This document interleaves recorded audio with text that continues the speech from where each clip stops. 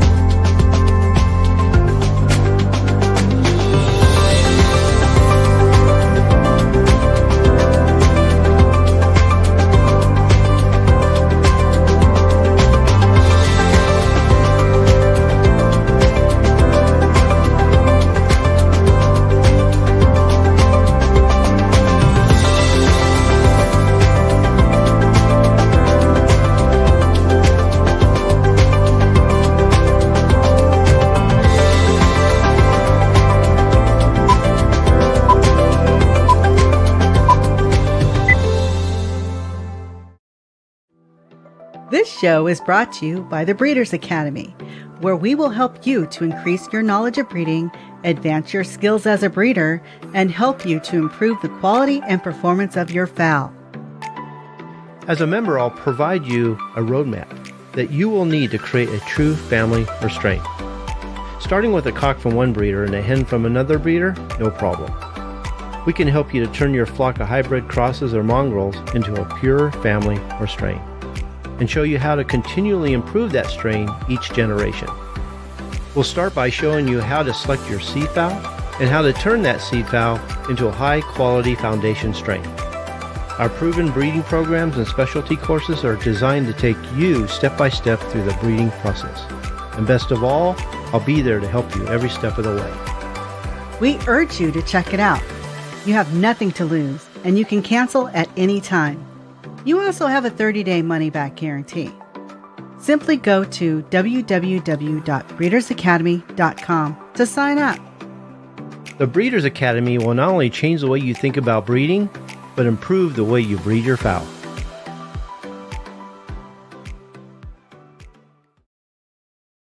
Four rules you need to remember. Make the plan, execute the plan, expect the plan to go off the rails, throw away the plan.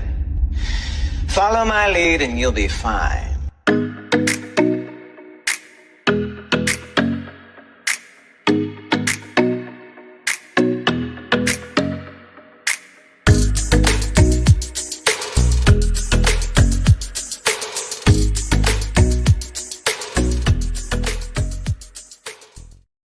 Okay, welcome to another episode of Bred Perfection. I'm Kenny Troiano, founder of the Breeders' Academy, and I'm here with my wife Nancy and my co-host Frank Bradley. What's up, guys? Long time no see. Yeah, long time no see. What'd you guys do with all this time? Well, we got some work done. Played a little. A lot. It was kind of a mixture of business and pleasure. But yeah, October is going to be a tough month from now on. Yeah, I know your fund didn't end after we come out there the first of the month, you guys just went right on after it every week, pretty much, didn't you? Every week. Yeah. Like 2 or 3 times. A couple of times a week. And by the way, I haven't told you about that. There's a thing they do there. It's called, you go to a restaurant and they have a buffet type setting. Okay. This one's called buffet. And when you come here next time, if you guys still want to do that thing, we're gonna do that because it's kind of cool. You show up early, you go inside early, and you eat dinner there. You know, the kind of dinner that we had when we were there. Okay, but you have even more to pick from, and you can eat as much as you want, desserts and all. Okay, wow. And then all the monsters come in and play around and chat with you and give you a hard time and all that. It is cool. Okay, then you get to go in the park early and go on the mazes before everybody else.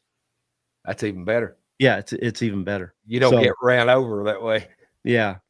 We're not going to do it every time because, it's a little more. But when you guys are here, I definitely want to do that with you guys. That's like if I have a choice in that. Saying, the only thing you guys got to do now, you've destroyed Amanda. You guys have spoiled her to death. All that you have to do is say, when you guys going to come? And she'd say, tell us when. Yeah. October.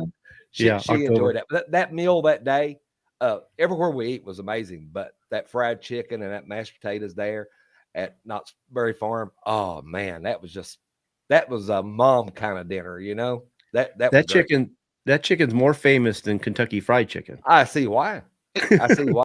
Now, don't get me wrong. I love KFC, but that was nowhere close to KFC. Those mashed potatoes, I think Amanda could OD on those mashed potatoes and gravy. Oh yeah. Those were to die for. Those are good. For those of you who have no idea what we're talking about, here in Southern California, in the Orange County area, we have a park called Knott's Berry Farm, just down the street from Disneyland, actually.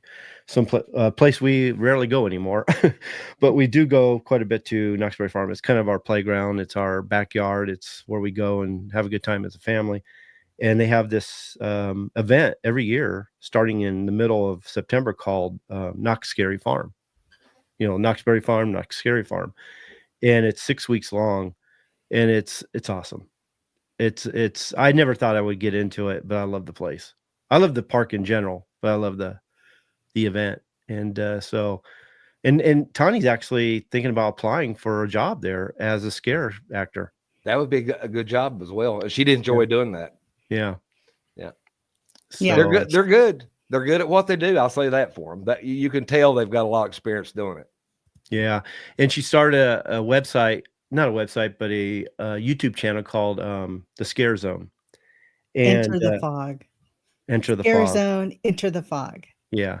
And she's just now putting the videos on it. And we shot a bunch of footage when we were there. And so she's going to have a lot of material to work from and talk to some of the scare actors. And they gave her some ideas on what to do. So, that's another thing we did. But we had such a great time. So October is going to be tough from now on. We enjoyed it. We enjoyed our time out there. That was really fun. And like I said before, you know me, I'm not a real big, going to those places like, just big. Oh, I wasn't either. But that was, especially the Saturday night. Friday night was good, but Saturday night when they had it full operation, it was great. I really enjoyed myself. Well, it's so funny. We went balls to the wall. We lit the candle at both ends on this whole thing. And it was lucky that it didn't happen in the middle, but we all got kind of sick at the very end. I think we knocked our immune systems down quite a bit, and we all got colds and weren't feeling too good for a few days. I'm still at the very end of it, and that's why we didn't have a show, I think, last week. And so I'm going to have to hopefully push the mute button, cough every now and then. But yeah, it was a good time, Definitely going to do that every year. I have to say that we wore Frank and Amanda out so well that when they finally got back to Kentucky, they stayed in a hotel for a couple of days to recuperate before they drove back home. Yeah. We didn't land that morning till 10:30. in Lexington, and I told Amanda, I said, neither one of us had any sleep, so I told her, I said, we're not driving back, because it's about 2 hours back from the airport there. Yeah. So I told her, I said, we're not going to chance it, and so we made some phone calls and went and found a nice motel and just sort of piled up and got some rest. Yeah. So looking forward to that again. I would like to welcome our new members. We got last couple of days, we got a lot of new members. So that's awesome. So I want to welcome you guys. And we got a lot of former members that came back, which I really appreciate it. And they were telling me that some of them, they were members like a year or two ago, and they came back in and they said, wow, this thing's changed. There's so much more information. This is awesome. It was better than they remembered. So, because we're always putting new material on there. Yeah, I could imagine going a year and not being in there, and just going in now and looking at it, the difference. It's not even close to being what it was. Yeah, because I see it all the time, so it doesn't faze me. I never know.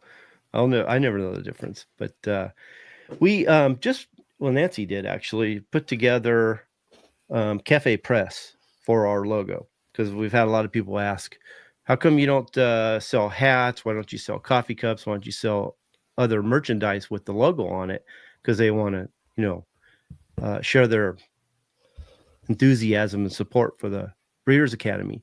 So Nancy's been working on that, and we put together a few logos, and we were talking about maybe some others that we're going to do too.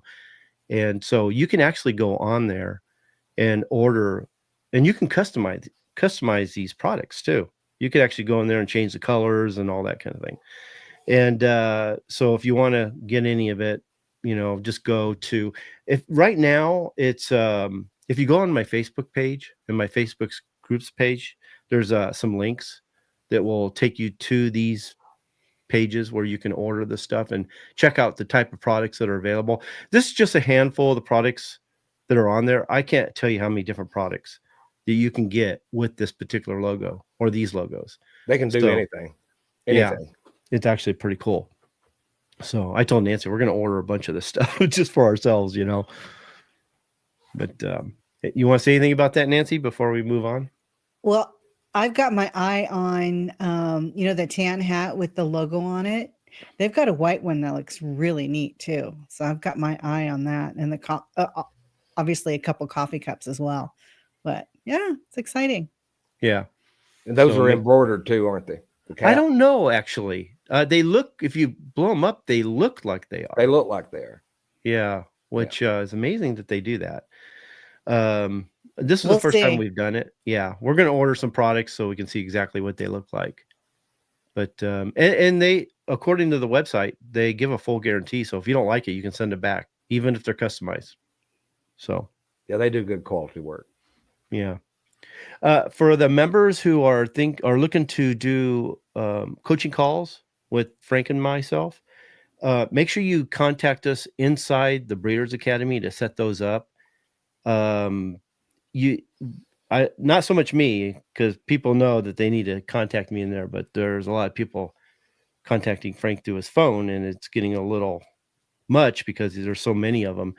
And as much as he's willing to help us and help you guys and do, give you guys some advice, you really do need to go on the website and set up a coaching call and schedule it. We really appreciate what Frank does. Understand that I don't pay him for this. He's doing this from the bottom of his heart. I mean, he's really helping us out, and we really appreciate that.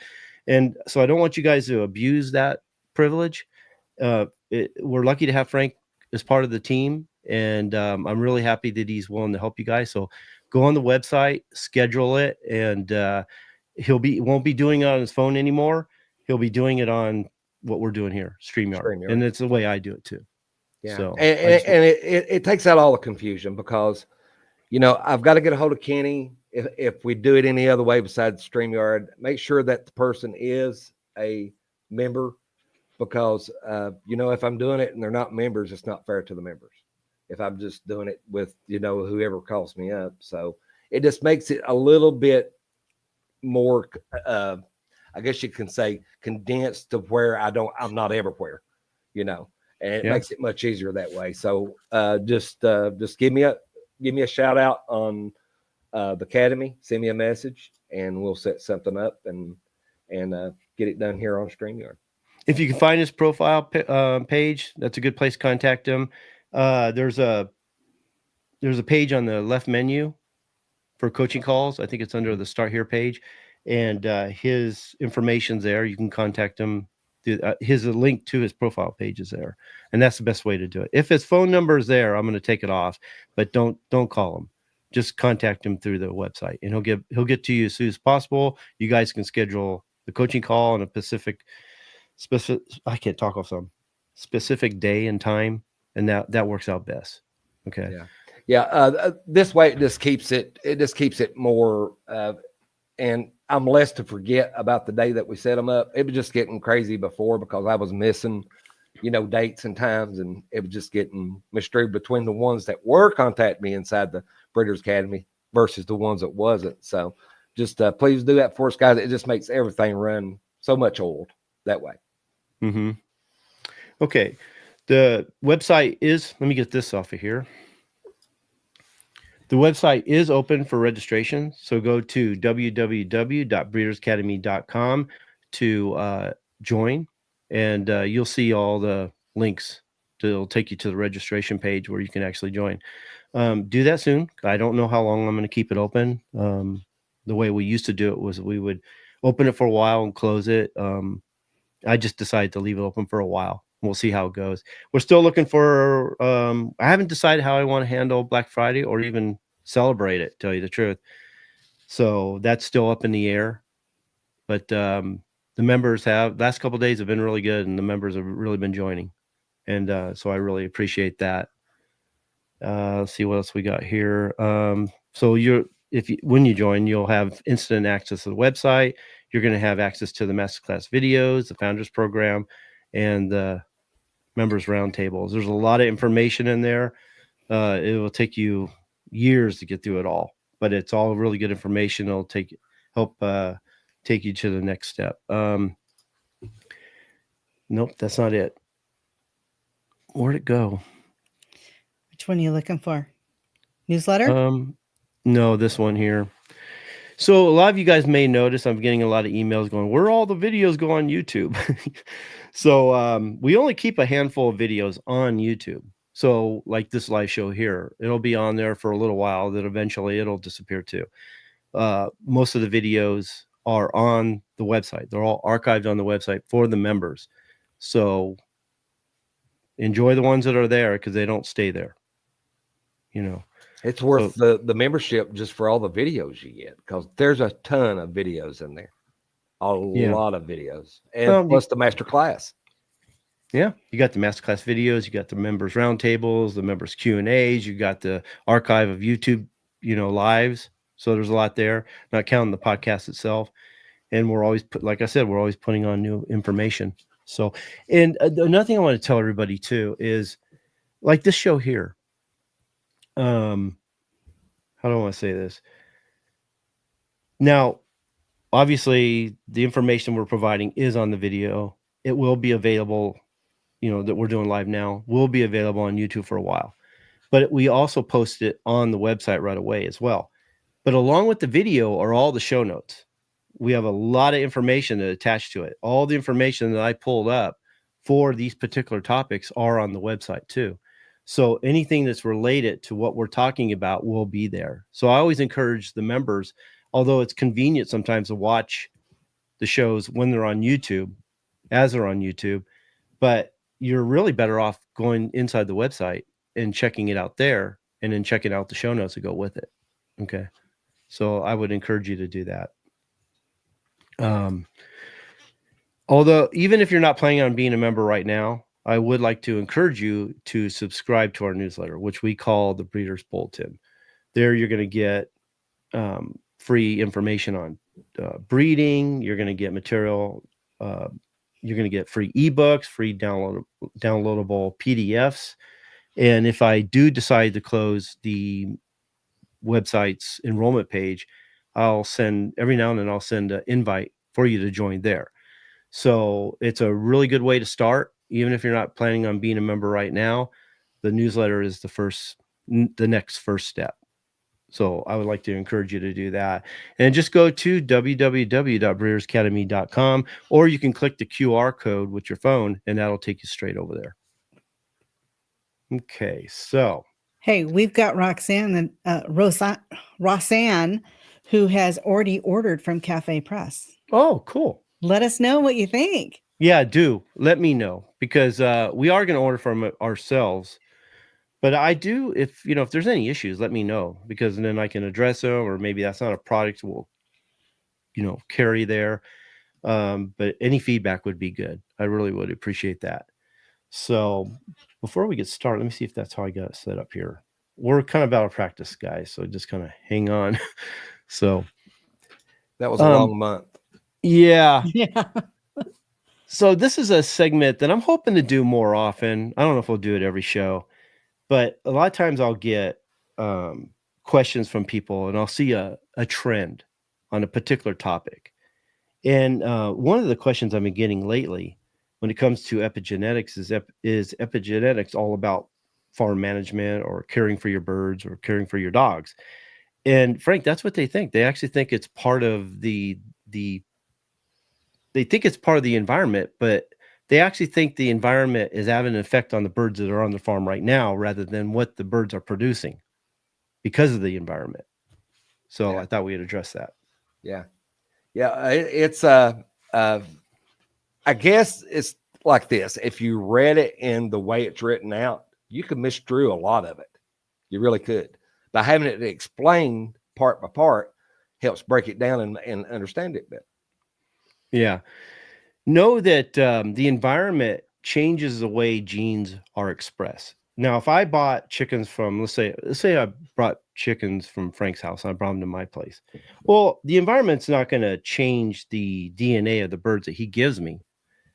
Maybe how they survive their environment due to what they're exposed to and what they can tolerate and what they're resistant to may have an effect on them. But that environment is going to change the way those birds, what they produce, what genes are going to be expressed. And a lot of times we see this in that if you buy birds, let's say a trio from another breeder from across the country, and you get them to your place, and although it doesn't change the birds you got, all of a sudden the offspring are different. And you're like, well, I saw pictures of his birds and I saw videos. They look nothing like mine. And although they could be outcrosses, they could be crosses, they could have a lot of issues concerning contamination or mixing of blood, whatever, and that would change them certainly. But let's say you're dealing with an honest breeder who's actually producing really good birds, and they send them to you, but the offspring aren't coming out like they were coming on his farm. And I've seen that many times.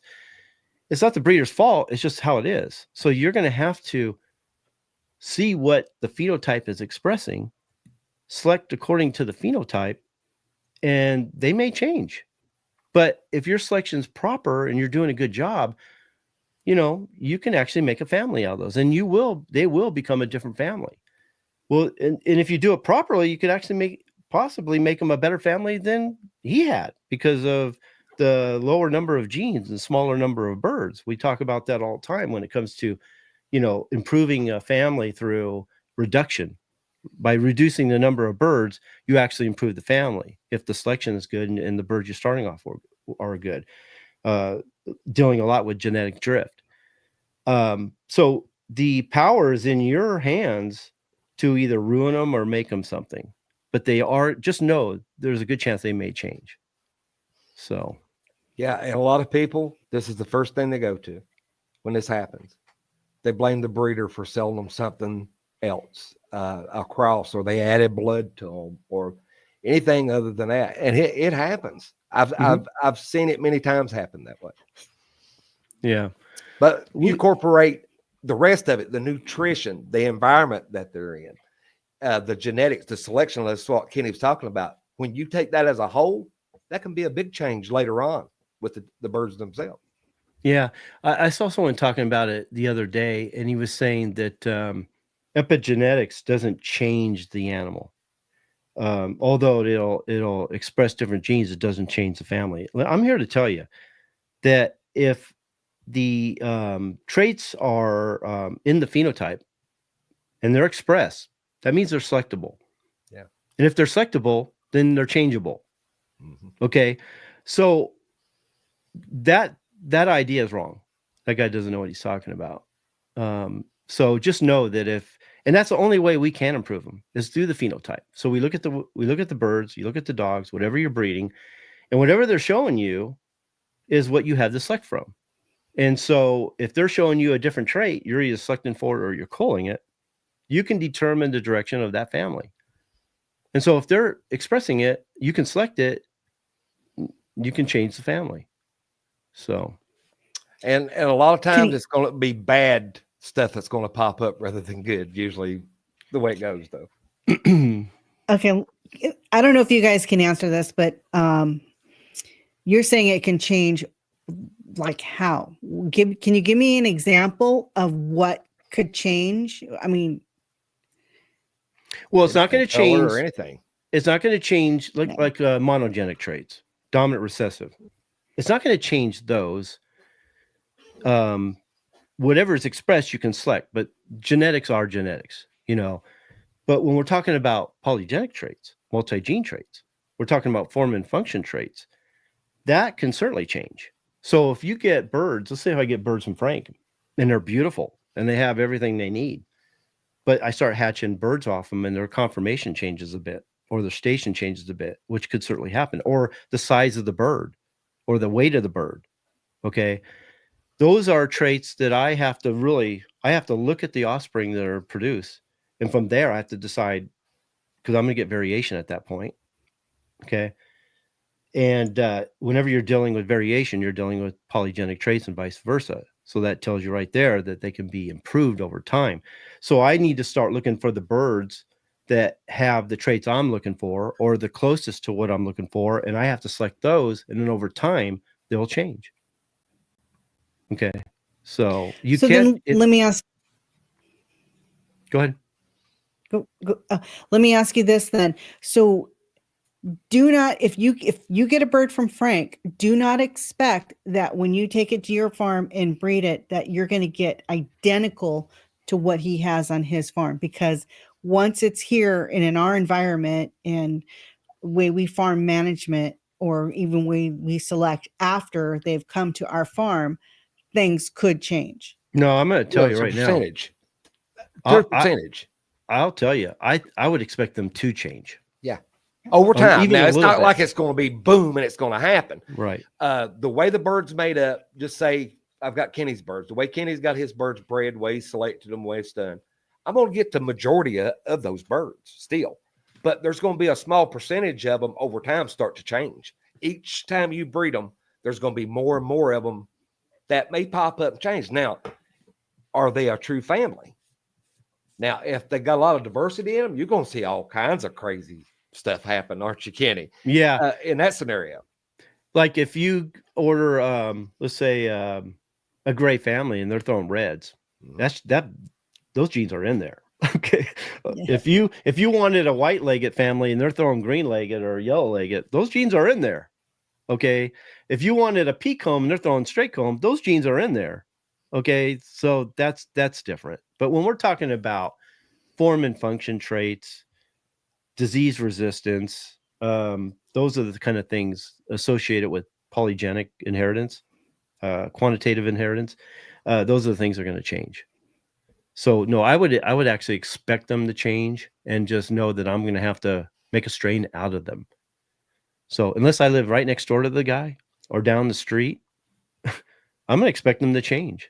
And a lot of that is on the knowledge of the breeder they're going to as well, and his selection or her selection. And you won't know that, Frank. A lot of times you have no idea the way they select them. No, you won't. No, you won't.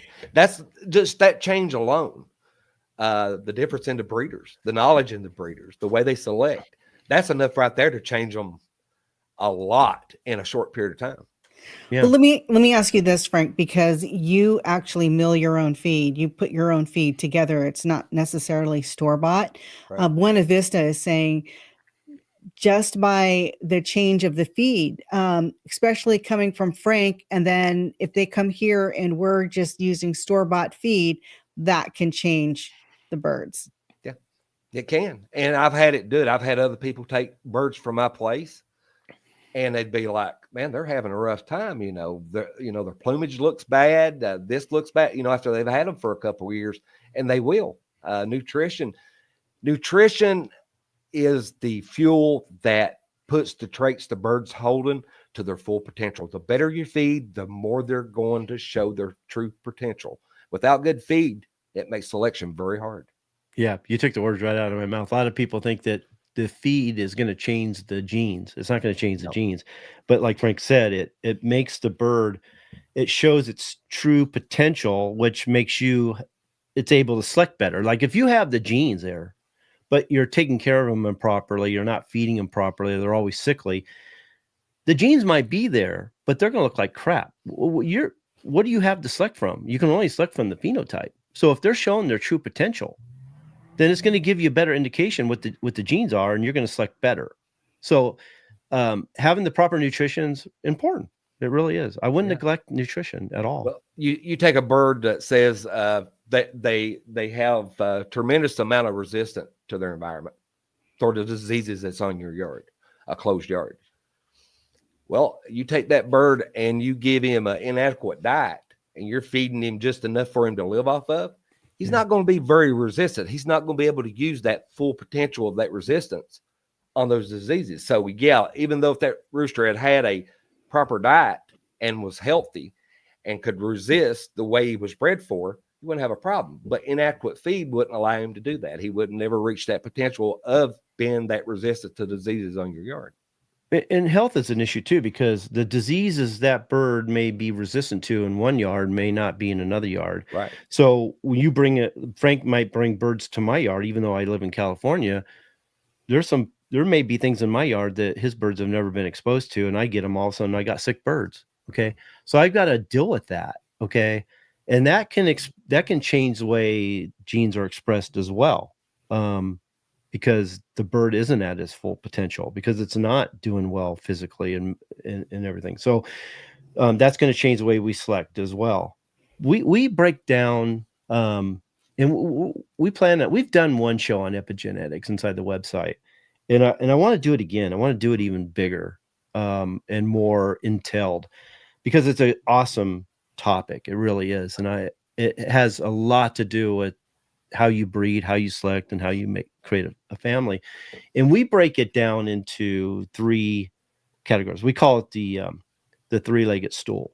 So if you can imagine a stool with 3 legs, and each leg has its own environmental factor or function. Okay. So one leg would be environment and management.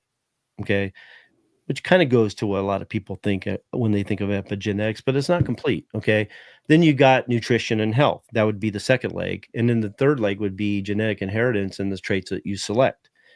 Those all come into play, but the actual function of epigenetics, it's basically your geographic location, which has an influence on gene expression.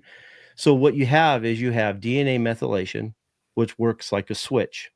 Okay, it turns on and off genes depending on their environment. Okay, and then you have histone modifications, which works like a knob. So it can change the intensity of that particular trait. And we see this a lot when it comes to polygenic traits. So when we're talking about switches and knobs, those are the kind of things that are going to make a big difference when we get the birds and we're looking at the traits, the phenotype of the bird. We've got to be able to decipher what those traits are. If the trait is different than what we expected or how we're going to select, we got to determine, is it a switch?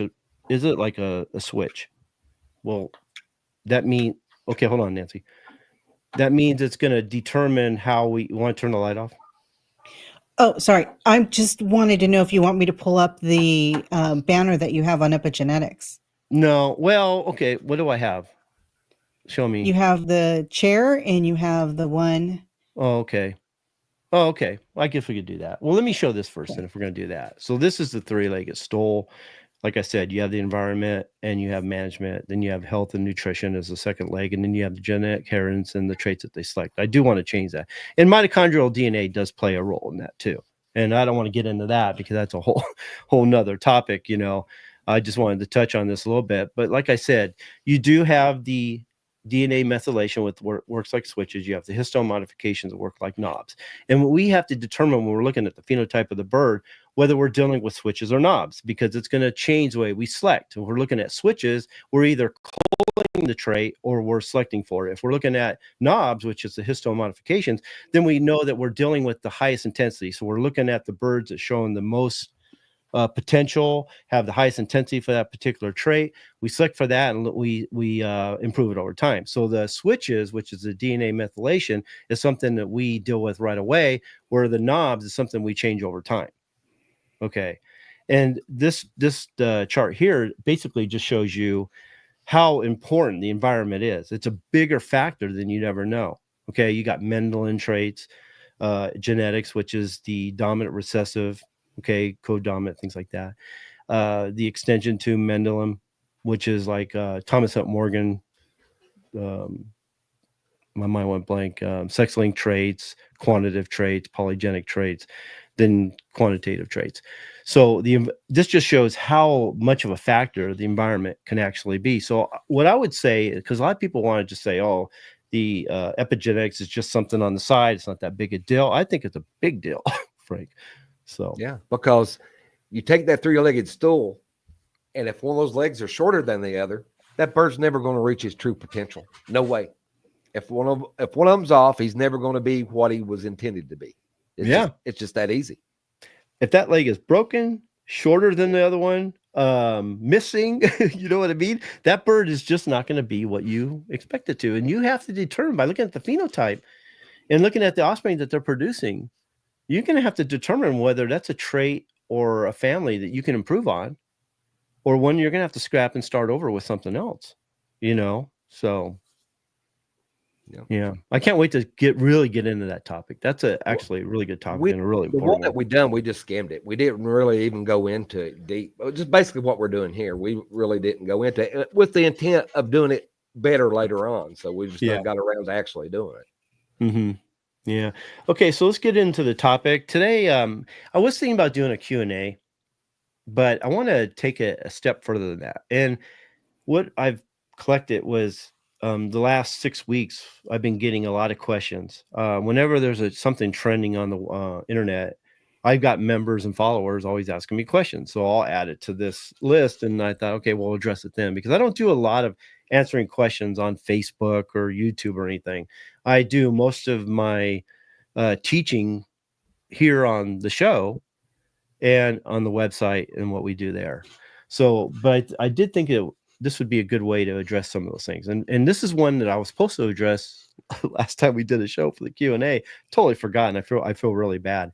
But this guy on YouTube, he goes by Explorer 2571. And Frank, I don't know. Did you look at the outline? Yeah. Did you see this question? He goes, why do you guys keep hitting on acils when American games are not as pure, or not a pure breed? It's a combination of many strains. The way you talk about acils, it seems like all problems come from this bird. And that's not what we're saying at all, Frank. Well, first of all, I want to say this. What people's calling azels, pure azels, are not pure azels. No. I'm not seeing very few of them out there. What they're looking at is what they just basically said the American games are. They're looking at a bird that, has azel bred into it, but also has the American game with it too. If you've seen a pure azel and you love gamefowl, you would run for your life to get away from it. If you've actually seen a purebred strain, a true azel, I mean, they're not what you expect, and they're sure not what people showing to be pure azels. They're not even close to it. Nancy, the acel bird is an awesome bird. It's a very beefy, don't mess with me kind of bird, but they're very good in the hand. They love their handlers. So, I mean, you got that going for you. Very gentle. Yeah. Very gentle, very disease resistant, the ones that I've come across. And a lot of people breeds them thinking they're going to get that resistance from their birds. They breed them basically trying to get traits from the azel. They're not going to get that from one infusion, one cross, or whatever. It's one of those things that have to be developed over time. But we have no problem with the ACL breed. I admire the breed. I like the breed. I don't raise them. But what we're talking about is people using ACLs to improve the American games. Yeah. You know, and I'll agree with him. I mean, the American gamefowl, if you look, social media, whatever, is hurting. It's struggling because the breeders themselves aren't breeders and they don't know what they're doing. They don't understand what makes up the breed and the traits they should be selecting for and how to breed them properly or create a family. I hear all the time, it just cringes. I have a pure family. I just add blood to them every 5 or 6 years to refresh them. No, you changed them. You changed them completely. So. Well, the thing of it is too is you can't breed an ACL into your American games and think that you can breed it out. That's right. They're there for good.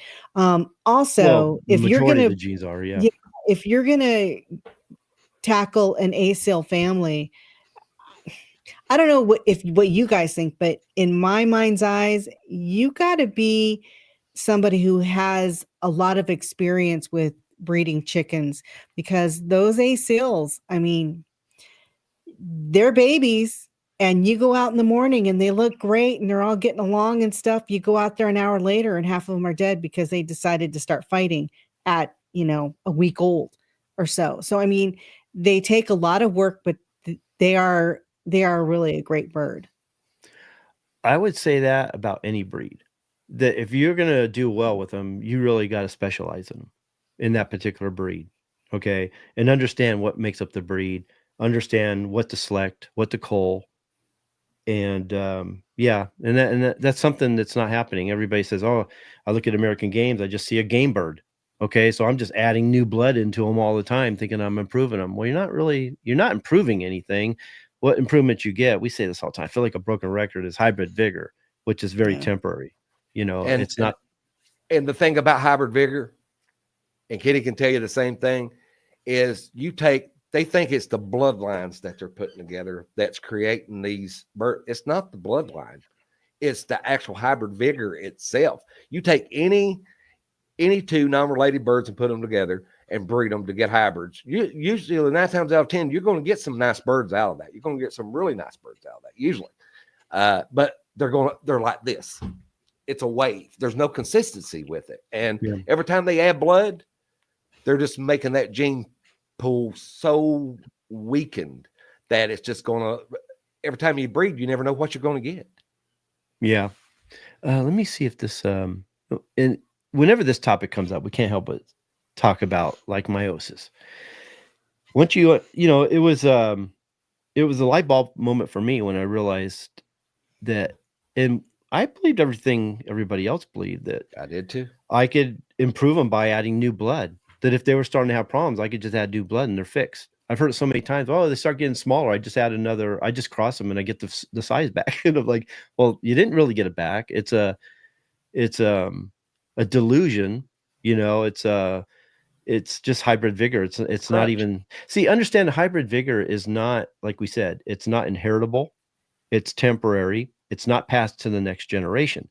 So any improvements you see from the cross aren't real like you think they are. Yeah, they're real in that bird, but that bird's a product. It's not going to be able to reproduce itself.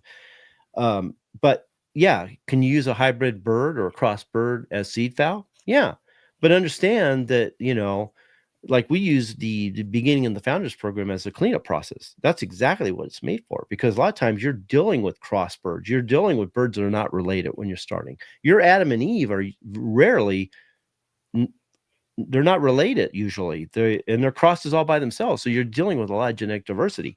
But that cleanup process gets you through, helps you get to the point where you can start building the foundation. Without that cleanup process, you're just going to be spinning your wheels. But let me see this. This is a good example of meiosis. So whenever I always want to sum this up really quick because I don't want to spend too much time on it. But basically, you have a chromosome from the father, a chromosome from the mother. You could break down the meiosis in different phases, but I don't want to get into that. But they do get to a point where they actually wrap around each other. And when they separate, they leave parts of each other on each other. Okay. So that, and what happens is this is where you get the variation. So when you're dealing with birds with a lot of genetic diversity, they have they're from products of crosses or hybrids.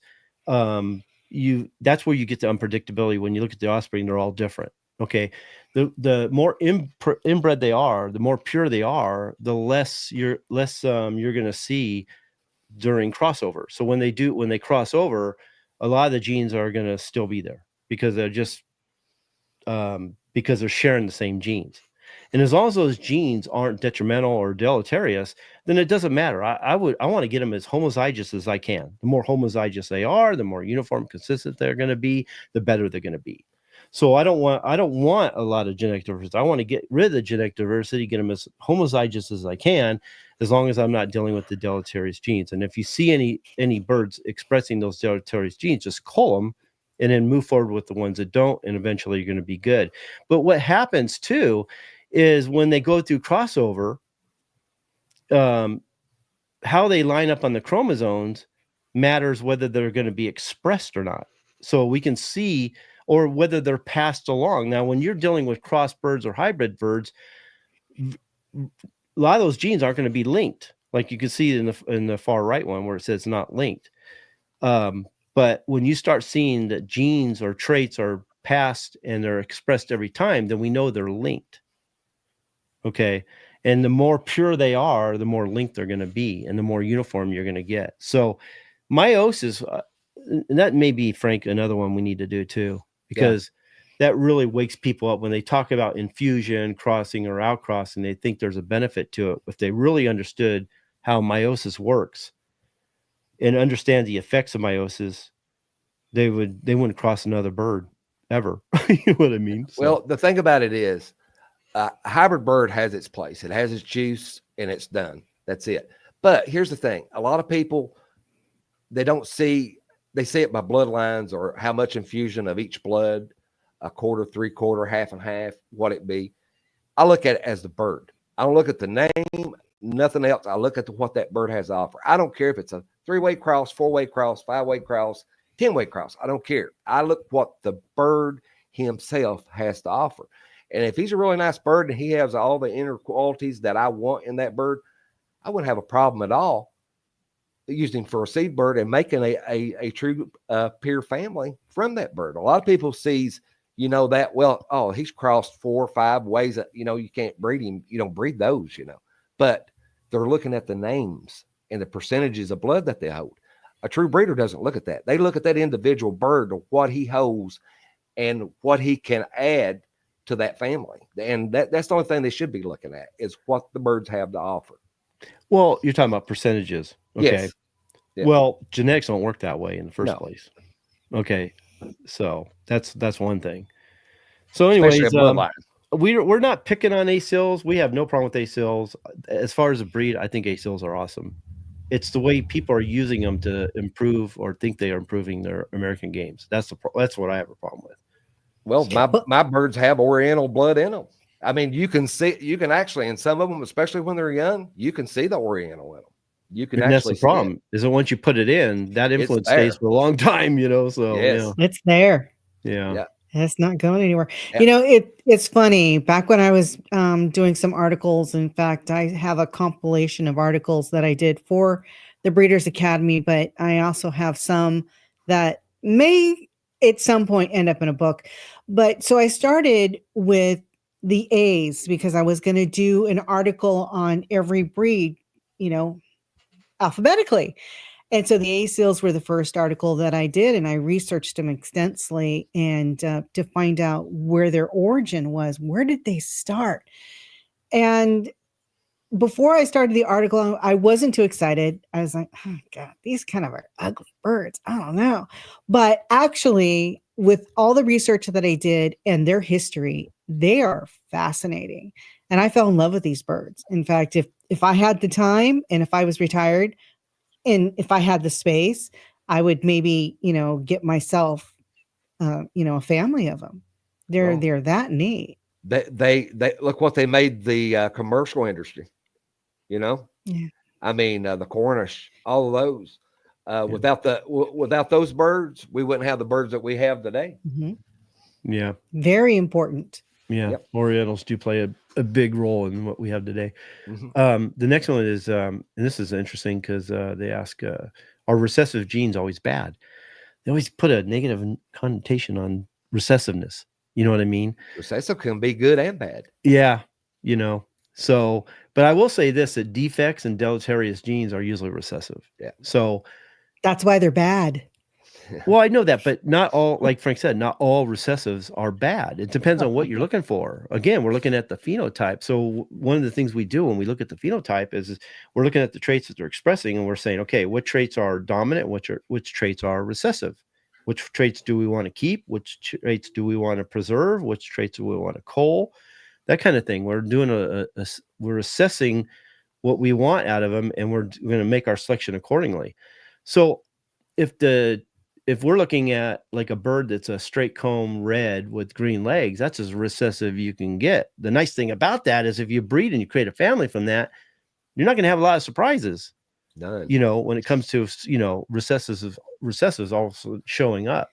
So when you're dealing with dominant genes, the problem is you don't know if they're homozygous or heterozygous. So you don't know if they're pure or not. So you're going to have to test them to find out, And if they're pure, you want to do everything you can to keep them pure, which a lot of people have a problem with that. You know what I mean? And if they're not, you're going to have to breed them in a way to where those recessives stay hidden, So, but no, recessives, there's some good recessives and there are bad recessives. And it's usually the defects in the deleterious genes. Well, let me ask you this, guys. What are some bad recessive traits that you've run into in your experience of breeding? Defects, well, defects in general, but some recessives are associated with health, disease sometimes too, That's true. So could it be Merrick's? Would that be one of them? I don't know what the genetics are on Merrick's. I just know it's a contagious disease. So yeah. Well, as far as you go on that, you would be some birds would be more prone to through their DNA than others, but not actually, being like a recessive that way. Yeah. Oh, I see. Yeah. Some diseases, when they if they're susceptible, once they get it, they're done. Okay. And some diseases are hard to build a resistance to, but there's a lot of diseases that as long as you're selecting the healthy ones and you're staying away from the sick ones, over time, they're going to get better. They're going to get to a point where you don't have sick birds. I haven't seen a sick bird out there forever. Mm-hmm. If I see a sick bird, I don't waste time with it. I get rid of it, as fast as I can. But what I see with that, Kenny, they'll breed for resistance for so long, 3, 4, 5 years, and they get to where they got a grip on it. And then they get this outstanding bird that they just love. And it's a sickly bird and they have to medicate it. And then they turn around and they put it right back into that family again, that loophole. So they go back through it again. All they've worked for, they've just added back to it. That's the worst thing anybody can do is select a certain way just to turn around 4 or 5 years and add it right back into your family again. I see it happen so many times. The problem with medications and a lot of times vaccinations, they just hide the disease. So they're not really getting rid of it. You know what I mean? So just because they're not symptomatic doesn't mean they're not still carrying the disease, So no, I would cull the sick birds, breed to the healthy ones. On my farm, if they are sick and they want to die, I will help them. Yeah. Tony used to say that to me all the time. Yeah. If it's sick, Kenny, let it die. Please let it die. I will actually give them a hand with that. If they want to die, I will help them. Yeah. Well, let me ask you this. What about sunken face or sunken eyes? Is that a recessive gene? That could be just a simple defect, or it could be from health, poor health. It could be a number of things that would cause sunken eye. Either way, I'd cull it. That's a multitasker, that one. Yeah, but could that be a recessive gene as well? It could be, yeah. If it's a defect, it's recessive. All right, and then what about lethal genes? Could those be recessive? Sure. They can even be dominant too. Some lethals. But usually if they're dominant, they're easy to get rid of. That's something I never want to see. No. I've had it one time in my younger life, and I never want to see it again. You know, and that's the risk that you take whenever you're outcrossing. Yeah. So many people are afraid of inbreeding, so they think that the answer is because they're afraid of getting the COI too high. I don't have a problem with the COI being too high if there's no deleterious genes or defects that I'm gonna have to deal with. You know, dogs, they can test for those things, and from what I'm hearing, they're pretty accurate. Okay, so if you're testing the mother and the father, and they're showing that they're clear, chances are you're going to be okay. Okay, chickens, we breed, we test breed them, and if you make a choice. They're either producing those deleterious genes, and you either cull the birds that are showing it, expressing it, or you've culled the parents too. You have to make that decision. And the biggest thing is not to breed two birds that are sharing the same deleterious gene, because then you're going to, produce it. So, but this thing about the recessives being bad, I've had that question quite a bit lately, and I heard someone saying that got to watch out for the heterozygous recessives. And I'm like, and this guy's he talks like he really understands genetics, and he knows that he's trying to pass himself off as an authority, but just the fact that he said that shows me he doesn't know what he's talking about. That kind of stuff puts me on edge, because when I start I don't think too much about it at first, but when my members or followers start asking me about it, they're making an impact, and it's not a good one. They're influencing people. Thank God the people that ask me say, well, that doesn't sound right. What do you think, Kenny? Well, and then I tell them. So that's the reason I tell everybody, learn from one person at a time. And when you're done with that person, then go learn from somebody else. But don't try to learn from multiple people at the same time. The only thing it does is just confuses you. You can't do it. You got to stick with one person and trust in that person. And then when you think you've outgrown that person, then you can go on to another person. But one person at a time. I see so many people today on the internet, social media groups, and they're just learning from 50, 60 different people, Frank, I hear what you're saying, but my only problem with that is you got to find the right person. Because that's what I'm saying. Yeah. Find somebody that you think is knowledgeable and learn from them. But this thing going to everybody without even knowing that person or knowing that person's, credentials is a dangerous road to go down. It really is. I mean, I look at it this way. I'm thankful for the people in my life that told me wrong. Now, at the time I wasn't, but I am now, because I think it made me a better breeder to go down those roads, to see that part of the breeding aspect. And today, a lot of people don't have the immune system to be able to handle the environment in the way birds are supposed to be bred, the true way. They start it and they say, daggone it, this is kind of hard. I like just making crosses, and they back out of it fast. Like I say, they've just got a weak immune system to it, and that's fine. Same way in dog breeders, bee breeders, whatever you're breeding. Some people just don't want to go in depth. They just want to skirt it and not really do it the way it's supposed to be done. The only problem with the experimentation is 99% of the time, you don't get what you think you're going to get. No, because you didn't understand the genetics in the first place, and they're working against each other. So you put two birds together, and you either think you're going to get one trait or the other, or you think you're getting a blending. What happened, Nancy? That didn't work out real well.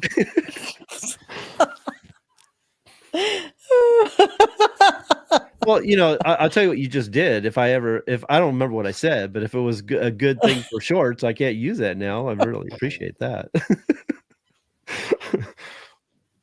I thought we was having an eclipse there for a minute.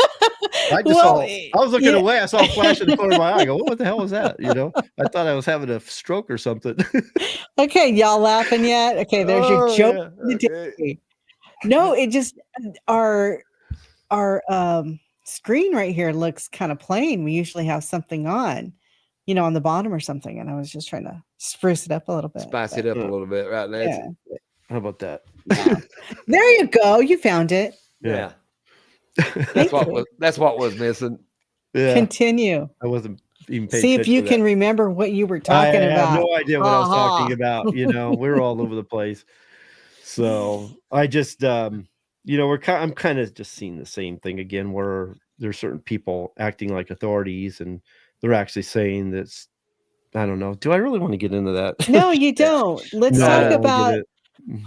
homogosity. Well, Is it a before we bad get into thing? that, Kenny, get the homogosity. Give them a definition of that before we go into it, because I know we've Exactly. got some new viewers here, and they may not know what it is. So the ones that do, just bear with us and let Kenny do that, so everybody on the same page.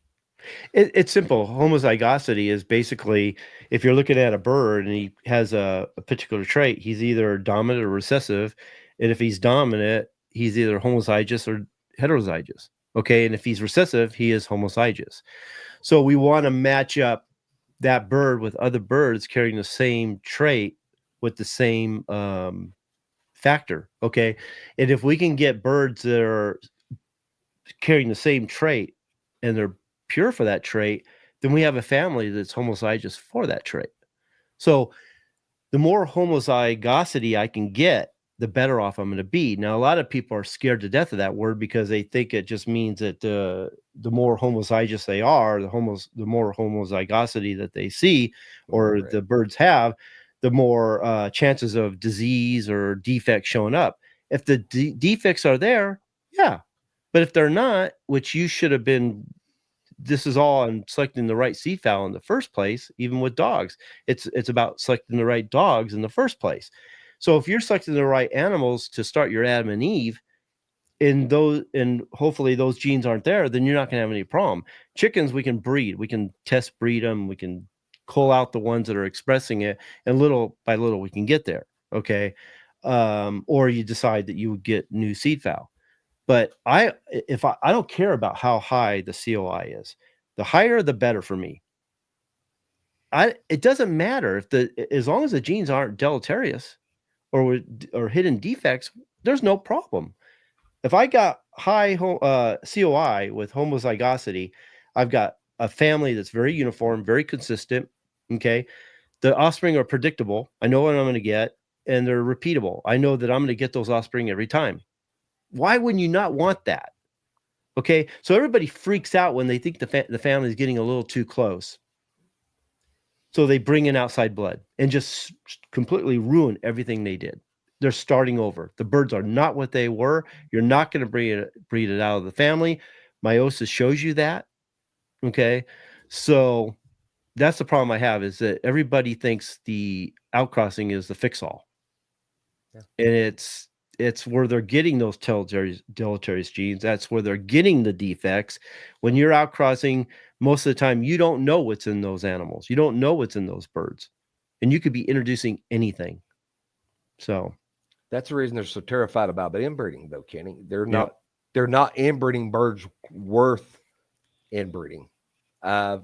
Just any birds without, proper confirmation, without being cleaned up. Yeah. They just put them together. And then when especially them not being cleaned up, could you imagine the stuff that they're seeing? And they see this and it scares the heck out of them. And it would anybody. And I'll say this. A lot of people out there will say, oh gosh, inbreeding is dangerous. It destroys families and this and that. I'm going to tell you this. If you don't know what you're doing, it is very dangerous. It's very, very dangerous. If you don't have the knowledge to do it and do it right, it can be. But if you've got the knowledge to do it right and understand it, it's the greatest tool in any breeding program. Yeah. You can't just inbreed anything. No. I mean, that would be insane. That's why the Founders Program has that cleanup process, and inbreeding is part of that. You know what I mean? So that you're developing the family, you're cleaning them up, you're getting them ready for the foundation. So I'm not going to say just take any brother and sister and breed them together. Right. A friend of mine, Kirby Jackson, whenever I bring up inbreeding and I show all the benefits of inbreeding, he's always quick to tell me, and he's right, that it really depends on the birds that you are inbreeding. It's absolutely right.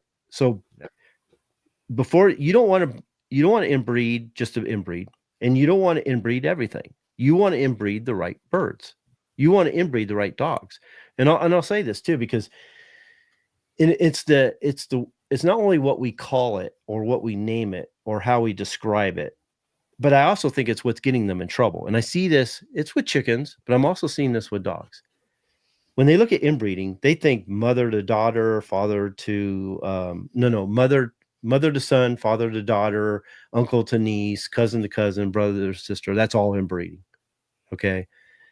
And then they think, oh, no, I said that wrong. Mother to son, father to daughter, brother to sister. That's inbreeding. Okay. And then uncle to niece and aunt to nephew, and those kind of breedings are line breeding. I don't know if you look at any book, any of the Dead Man books, any of the present books on line breeding, none of them describe it the way these guys are describing it. The definition and the difference in between the way they describe inbreeding and line breeding are so wrong. It's not even funny. It's why they are in trouble, I think. That's why they don't understand the process. When you're breeding what they call line breeding, when you're breeding uncle to niece and aunt to nephew and cousin to cousin and half brother, half sister, that's not inbreeding or line breeding. That's in an inbreeding. Okay. Which, if they understood that inbreeding is the closest form of breeding you can do, done right, it's one of the best things you can do as far as the cleanup process and actually making strides and improving the family. As long as you're selecting right, you're picking the right animals, inbreeding is a great function. I don't like to call it a method. I like to call it a tool. A tool, yeah. Line breeding is basically cloning. So I'm picking a mother or father. I'm breeding it to their offspring generation after generation because I'm trying to clone that particular animal. I'm trying to clone that particular bird. Okay. So there's, you're breeding them down the line. People get in trouble with line breeding because they don't know when to stop and don't know what to do afterwards. Okay. So there's a certain thing you need to do. But in an inbreeding, it's fine for using when you have an established family and they're homozygous in all their traits, and you're not going to get a lot of surprises. It's great. It's fine method for maintaining a family, but it's not a great method for creating or improving a family. So they get all scared. They get them really inbred, or they think what's inbred. One inbreeding could scare the shit out of them to the point where they have to do the outcross. They think outcrossing fixes everything. They think it's the tool that fixes whatever problems there may be. All they did was just change the family completely. And get some hybrid vigor, which gives them a delusion. It gives them a false indication of what's really being produced. Yeah. That's what makes it popular. But here's the thing. Then they breed those birds, the hybrid birds. And then they're like, oh, that's pretty good bird still yet. And then they breed them again. They're like, wait a minute, something's happening here. What's going on? And then they breed them again. And then it's like, oh crap. Then they add more to it to, hybrid vigor again, So they have to make that family live off hybrid vigor when they're only thing they're really doing is pushing the wanted traits away and inviting traits that we don't want in. So it's sort of, I guess you could say they're shooting themselves in the foot. I guess you could say. Many members of the Breeders' Academy that are dog breeders have done coaching calls with me and I think they just did the coaching call just to tell me, they were so excited that the way we teach, like the Founders Program, because we use inbreeding and different methods, we actually use proper inbreeding. I'm not going to say where, but we use proper inbreeding. We use a proper line breeding. And they're so excited to tell me how much it worked and how much a better result they got. And how these other people are just adding new blood all the time. They're always outcrossing this, outcrossing that. You look at the pedigree. They've got these, what they think are famous dogs within the pedigree, but it's just that they put down the word. They really use the word scatterbreeding to basically describe some of their breeding. I think they are scatterbreeding. I think they're mixing them up. I think they're crossing them. I think they got a mess, And then you look at the animals and they're all different.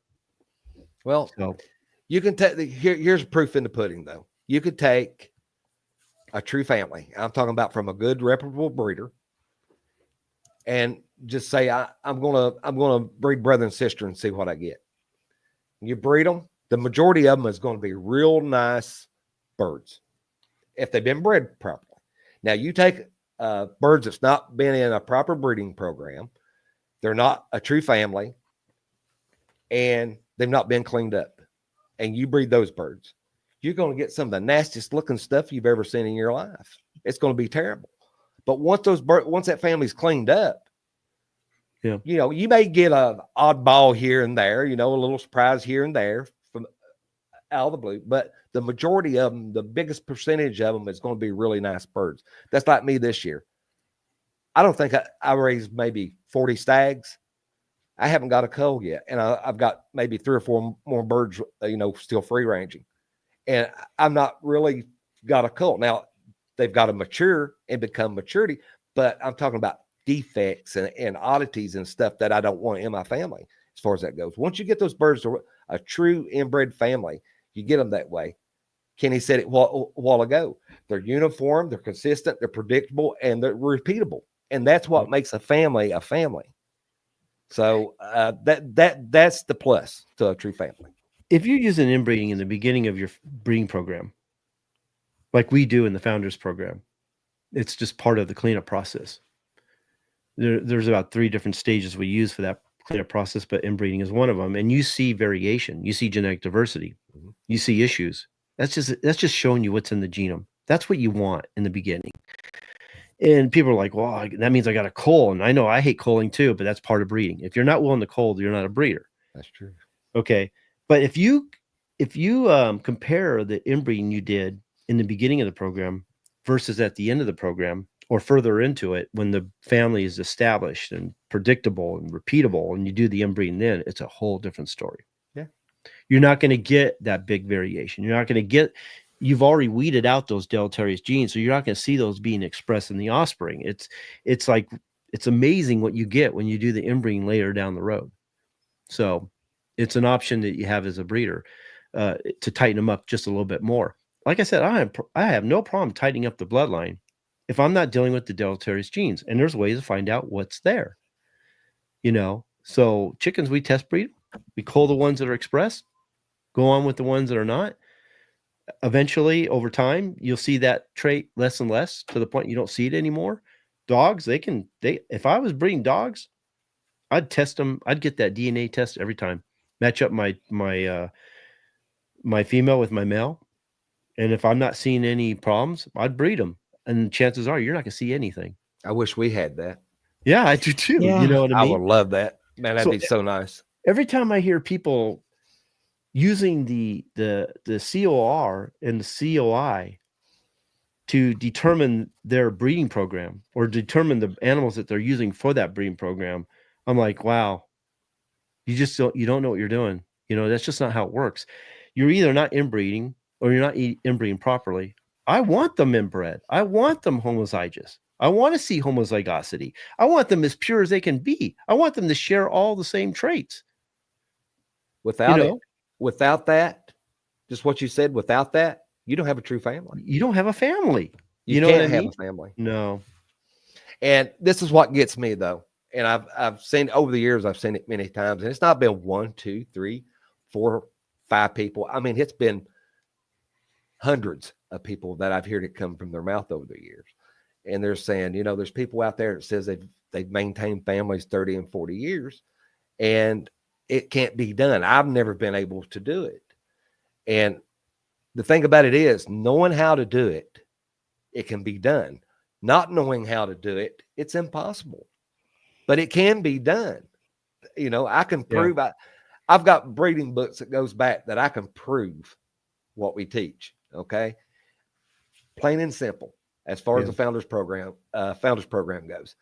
But some people think it's impossible just because they don't know the process or the knowledge of that.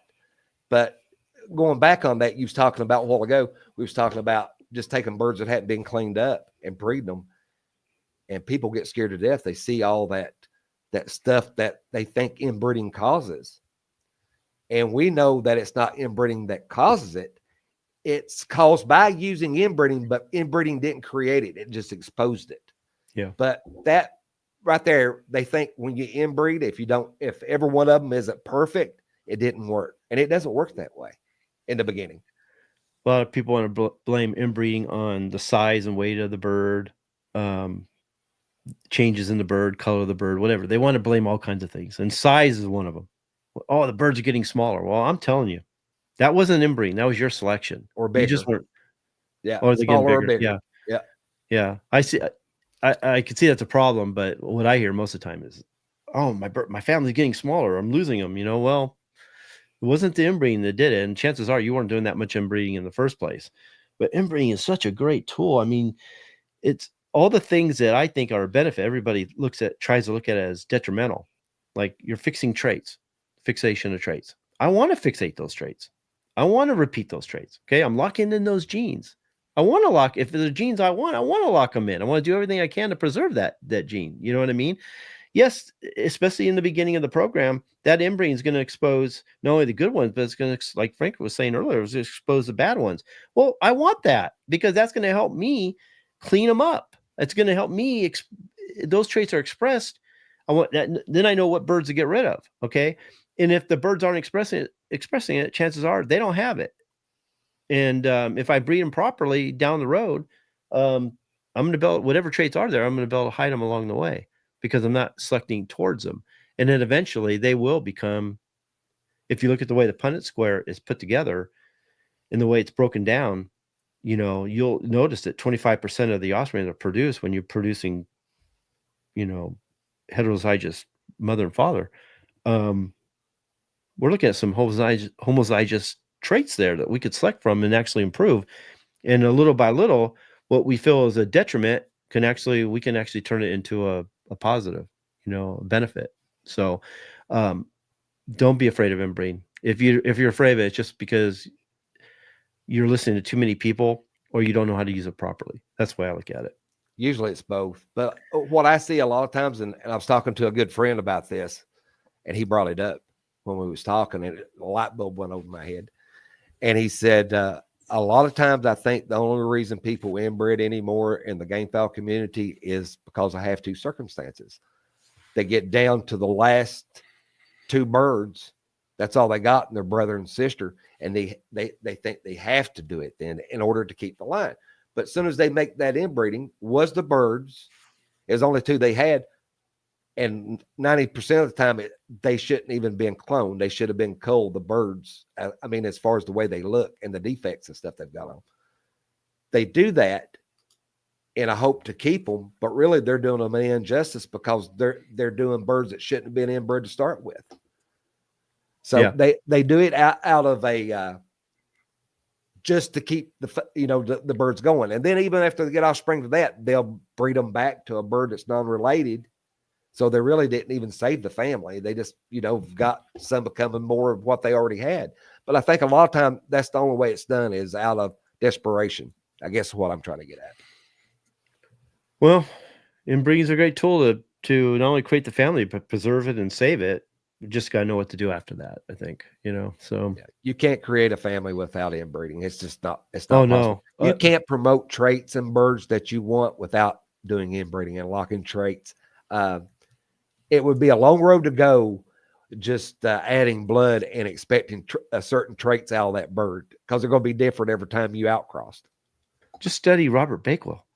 I mean, we call him the father of selective breeding, but he learned something very, that most people were ignoring or didn't understand or were afraid of, and that was inbreeding.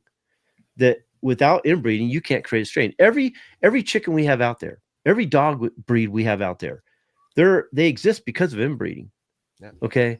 Without inbreeding, you'd have so much genetic diversity. You'd have so much variation that there's no way you could call them a breed. They wouldn't be able to repeat themselves.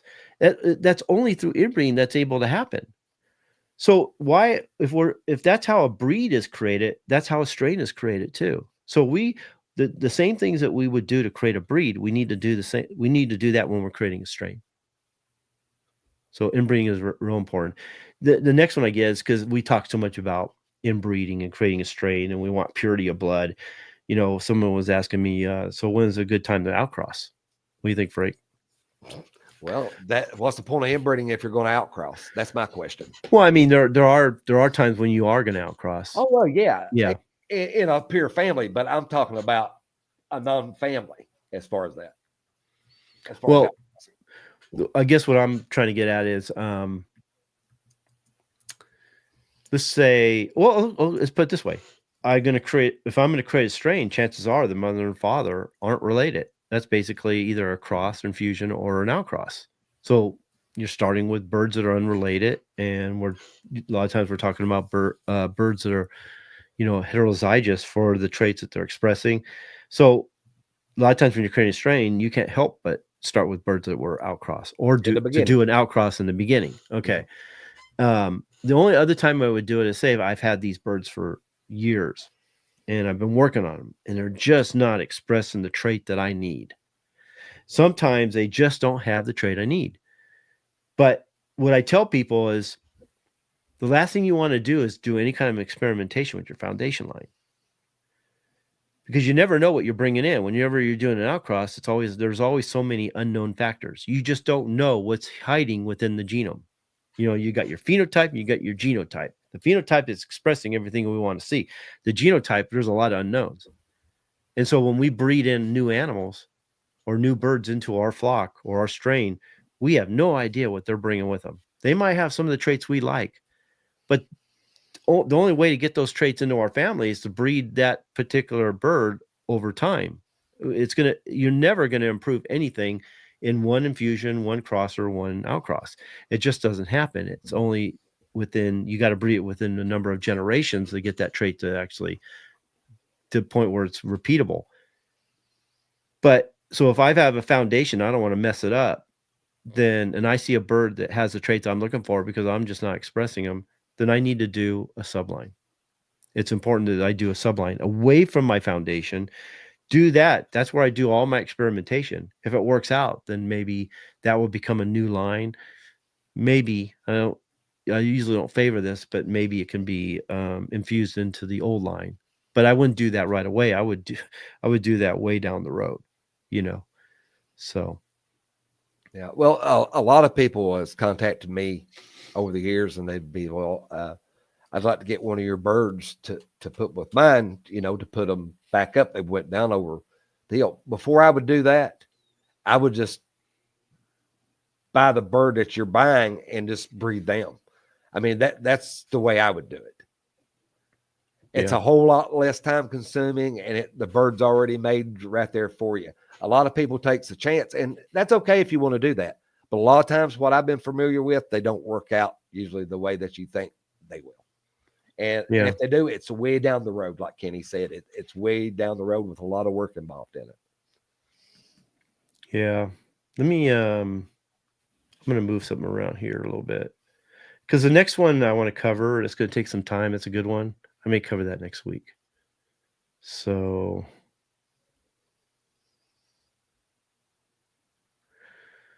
okay, here's a good one, Frank. How can I balance genetic purity with overall health and vigor in my pure strain? So basically, it's the biggest thing is selection. That's number one, always. Yeah. It's simpler than you think. And I get this all the time. They want that purity of blood, but they're afraid that the more pure they are, the more sickly or more problems they're going to have. So they want to maintain health and vigor, and you need that to keep the family going.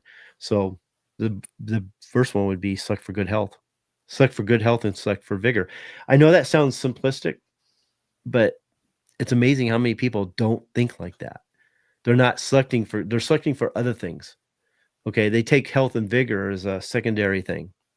They don't give it much thought. So if you look at the offspring, you want to select the healthiest birds. You want to select the most vigorous when you're putting together your brood pens.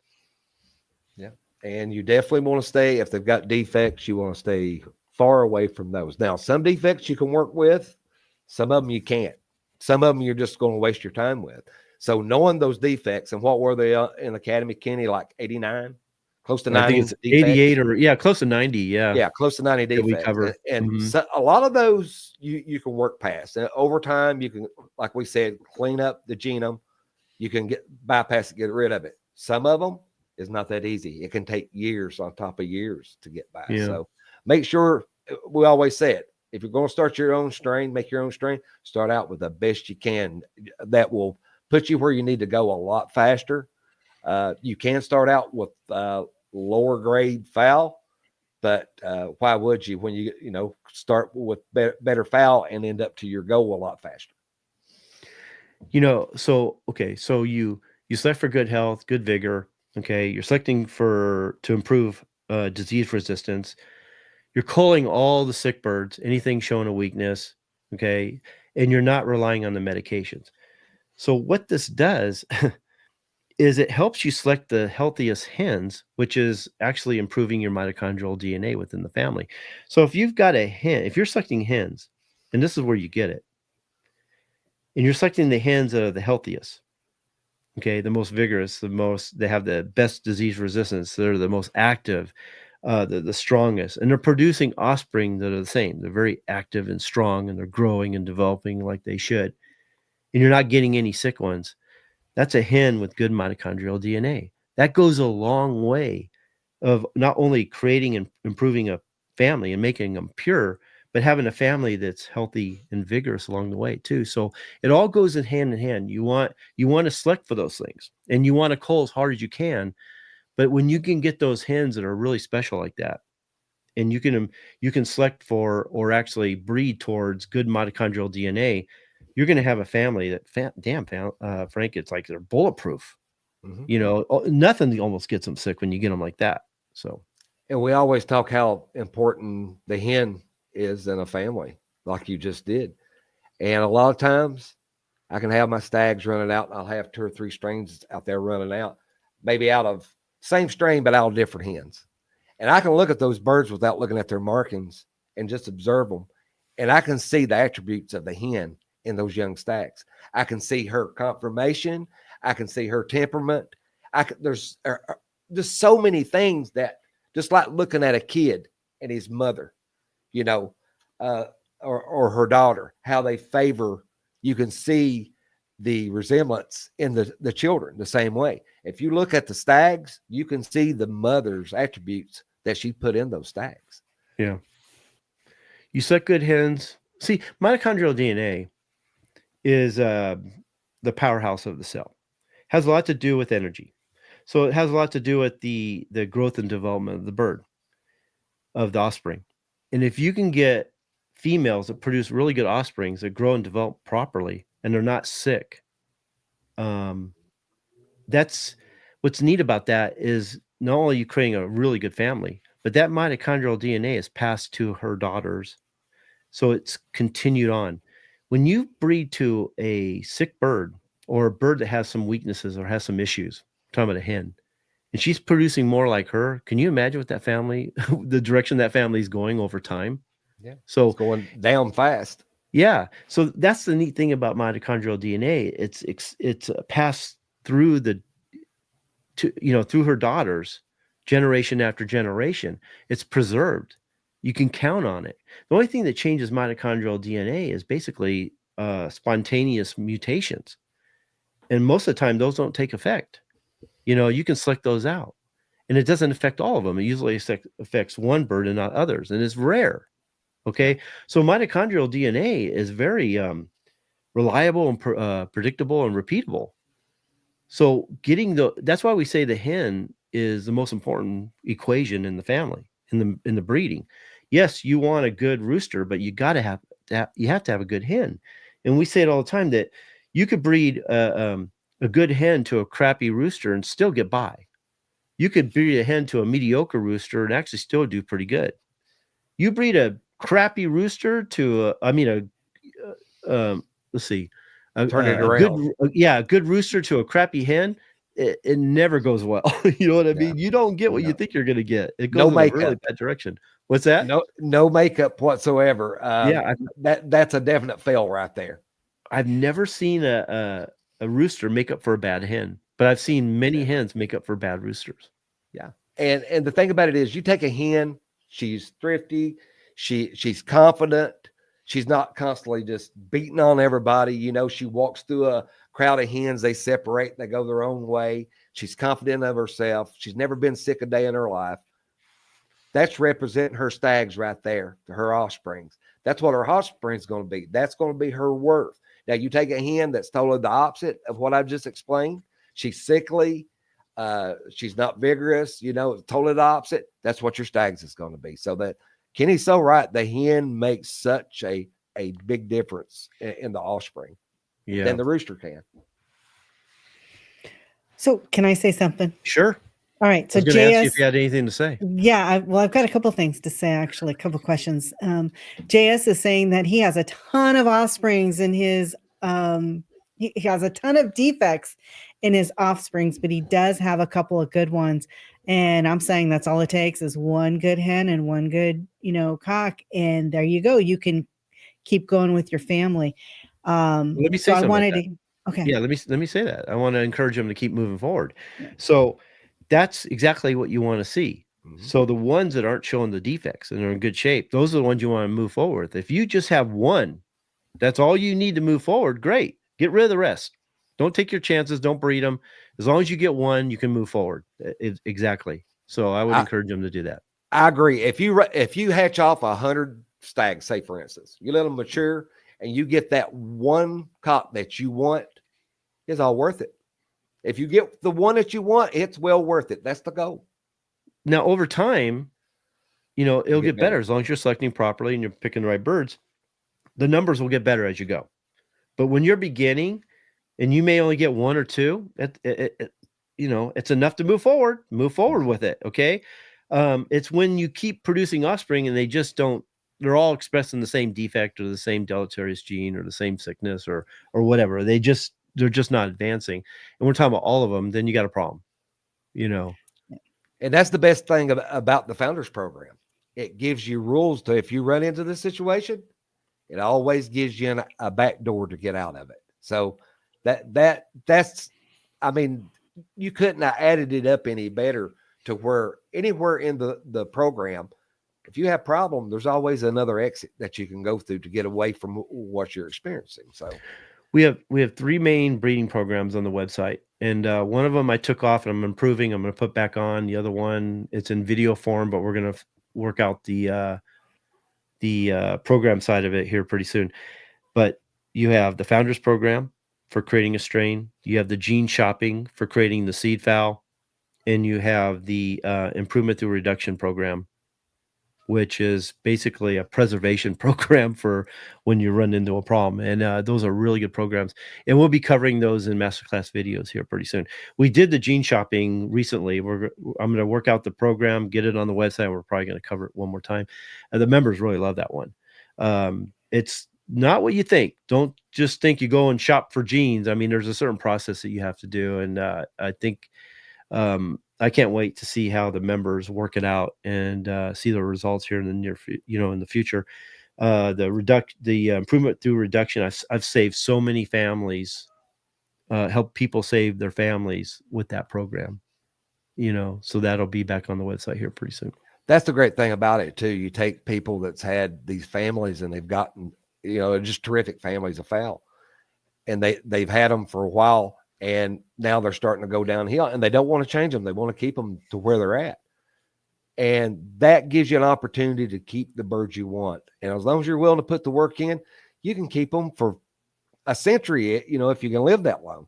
Yeah. But as long as you put the work in, you can keep them where you want them as you go. And there's not another breeding program out there that allows you to do that.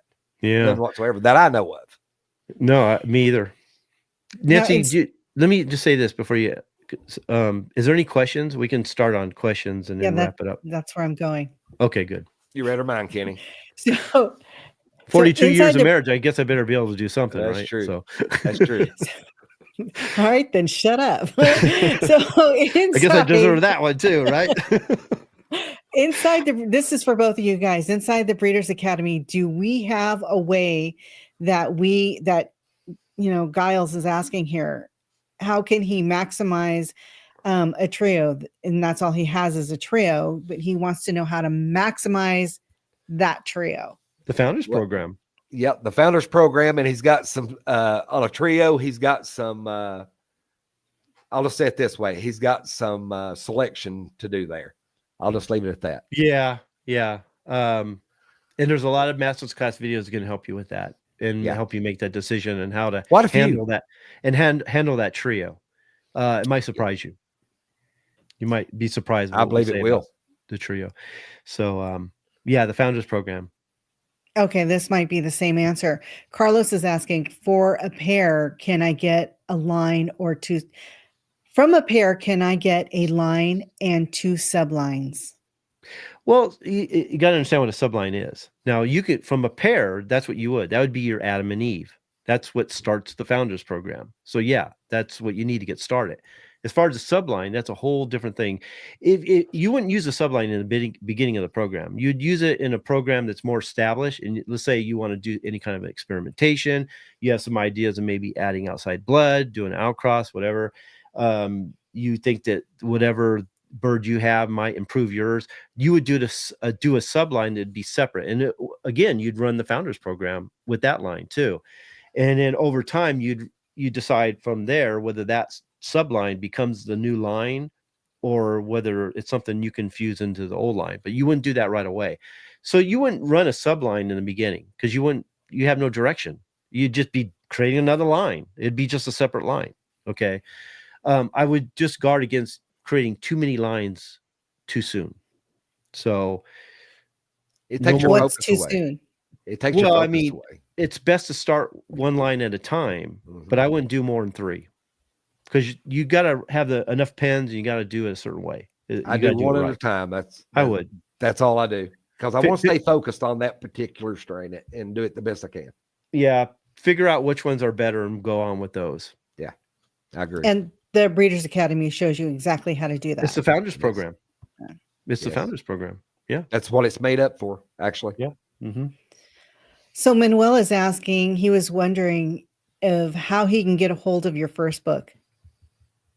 It's not available. Well, it is on the website. If you become a annual member, you can get it as like an ebook PDF, electronic book. Yeah. But you can't. Here it is, right here. This is my messed up copy. So that's not online now anymore, Kenny? No. Mm-mm. You might find it on eBay once in a while, but you're going to pay a lot for it.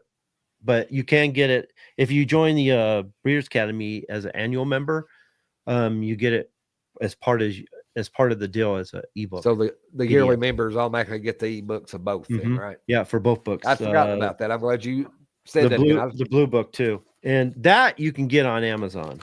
But a lot of people go, "Oh, I don't need his website. I got his book." No, the book is nice, but the book is nothing like the website. The Founders Program's not in it. There are so many videos. I mean, it's a nice book. I'm proud of it. It gets you started, kind of gives you an idea about breeding and some of the factors that you need to learn and kind of help you out. A third of it, maybe a third, maybe is correlated with the website, but the other 2/3 is not existent. What the website. Well, a lot of this material in this book has been improved and enhanced, and they're on the website. Okay, so I improved it quite a bit.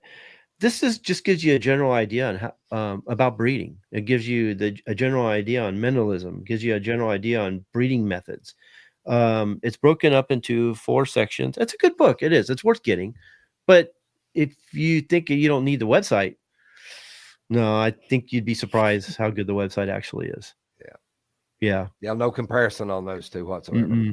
And I've read both of them. I've read both books and the website. No. Yeah. No comparison. The book is like a study guide, I guess you could say, where the website is like a university. Yeah. The only difference is we're not testing you. We're not. There's no deadlines or anything like that. You go at your own pace. Yeah, you learn what you want when you want. The only thing I suggest is I have some start here pages. I would go through those first. I would give you an idea how the website's set up, give you an idea on which program to study first. And if you have any ideas about, creating a strain or improving your strain, I think you're going to enjoy the website. And if you've already got an established family, I'd recommend still taking them through the Founders Program from the beginning.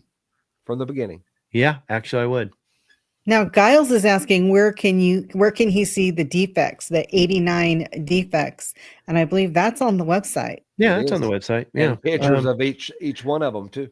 now I will say this: if you join the newsletter, which is our Breeders Bulletin, one of the gifts you get for joining would be the banner that shows the defects. Now, the difference between the banner and what's on the website is the website shows you, it goes more into explaining the defects and shows you how to improve them, how to get rid of them, how to eliminate them and improve the family. Where the banner just shows you the defects that exist. That's the difference. Just a list. It's just Yeah. a list. Yeah. Mhm.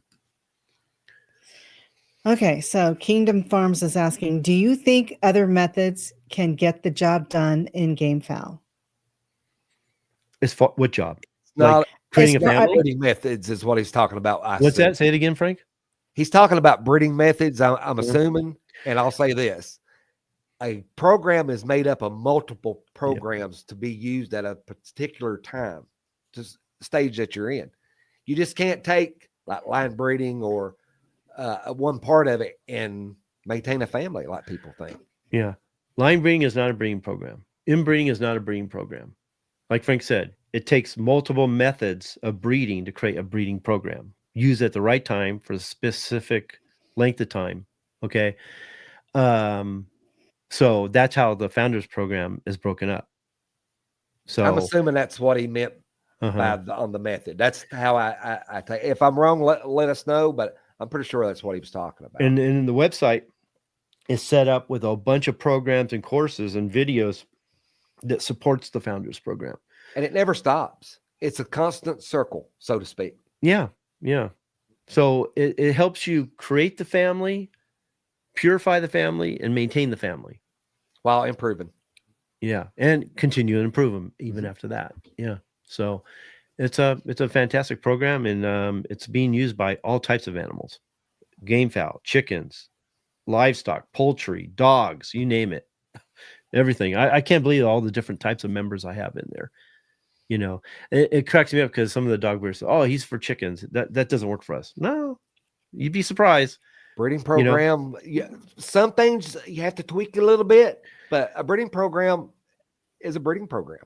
Yeah, the methods, methods. The website shows you how whatever tweaking you need to do. It shows you. It's like the only difference is, I guess I wouldn't do an inbreeding for 5 or 6 generations in a row. Okay. But the kind of inbreeding that we're promoting, for chickens, you can do easily for dogs. No problem. Yeah. I wouldn't have a problem doing it. And I'm getting ready to do it too. Yeah. Matter of fact, I'm getting started this weekend. I'm taking my dog to a buddy's house, and hopefully she'll get with puppies and we can get the show on the road. Okay. You talking about Shiva? Yeah. Oh, yeah. Cool. She's in heat. So probably going to take, she should be good and ready by this weekend. So hopefully everything's go good. And if not, I'll just give her a few days, take her back. So, but I'm going to get started on that as well. You know, I'm a chicken breeder. I'm a gamefowl breeder, actually. And so I never expected the Breeders' Academy to be used for anything other than that, you know. And I started getting domestic chickens in there, and I was like, well, okay, you know. And then all of a sudden I started getting goats in there and bees and guppies, and you know, fish. and then fish and stuff. Plants. Yeah, plant breeders are using it. And then all of a sudden I started getting dogs. I'm like, okay, this is gonna be interesting. And I started doing coaching calls, and then they start getting back to me and telling me how well it's working for them. And so yeah. Genetics is genetics. Yeah. You know, you understand what you're breeding on the as far as the genetic side. Man, that's a big plus as far as even in your selection. If you don't understand that stuff, it makes selection even harder. Like you said, genetics is genetics. Nothing changes the law of heredity. Okay. But the difference between, let's say, a gamefowl to a regular chicken or a chicken to a dog is that we're just selecting for different traits. We're still dealing with dominant, recessive, sex-linked, and dominant polygenic traits. And occasionally we're dealing with incomplete and co-dominant traits. Okay. And once you understand that, you understand which traits are which, then it helps you with your selection. But that's separate from the actual breeding program, the methods of breeding. That applies to all animals. So it doesn't matter whether you bring a dog, a chicken, or a game fowl. The breeding methods work for all of them. So yeah. Inbreeding, it can be a beautiful thing if used right, and a wonderful tool. Yeah, a super tool. Mm-hmm. Any other questions, Nancy?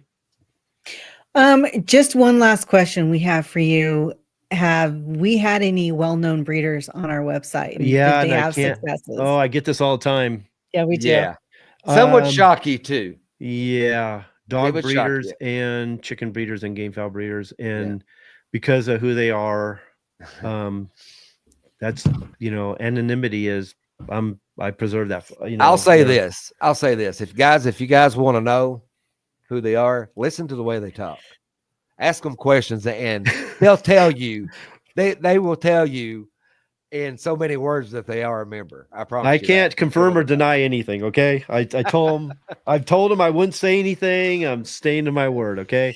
And Buena Vista is saying it also works with chickens too. The founders program. I mean, pigeons too. Oh yeah, pigeons. Racing pigeons. Great for it. Yeah, pigeons are great for it. That's pretty much same as the chickens. Pretty much quail. All those. They're little feathered buddies, parakeets, whatever. Yeah. Okay, so I guess we'll wrap it up. I want to stay under 2 hours. I think we're going to be able to make that happen. And I think we'll be back next week. I want it pretty good. Yeah, I mean, I feel a little rusty, but we didn't tear anything up, break anything, or I don't know. A complete fool out of myself. That's not usually my problem. My problem is how bad do I piss people off? So I don't know. I always seem to piss somebody off. Okay, that's not hard to do these days. No, it's not hard to do at all. I don't know if you guys want to tackle a weight question before we leave. A weight question. Like a weight. Yeah. What the hell? Go ahead. Okay, one last one for Giles here. If the broodcock is 2.1 kilograms and you want to produce stags, that's 1.8 kilograms to 1.9 kilograms. What should be the hen pullet weight? It's the wrong way of thinking of it. Okay. We're back to polygenic traits. This is simple, actually. So whenever we're doing polygenic traits, and my members are probably thinking, there he goes again, polygenic traits, his broken record. Okay, well, I get a lot of new people. I'm sorry, Anyways, so we're talking about weight. Okay. We look at the birds we have. Let me pull this up. So this is a good example. Whenever you're dealing with polygenic traits, you're dealing with variation. So if you look at all the animals in your case, chickens, all the chickens within your flock or your strain, you're going to see a variation. We're talking about weight. We're going to see some that are really heavy on one end of the population distribution chart here. And then we're going to have some that are really light. And then we're going to have a variation within them in the middle, which we call the mean.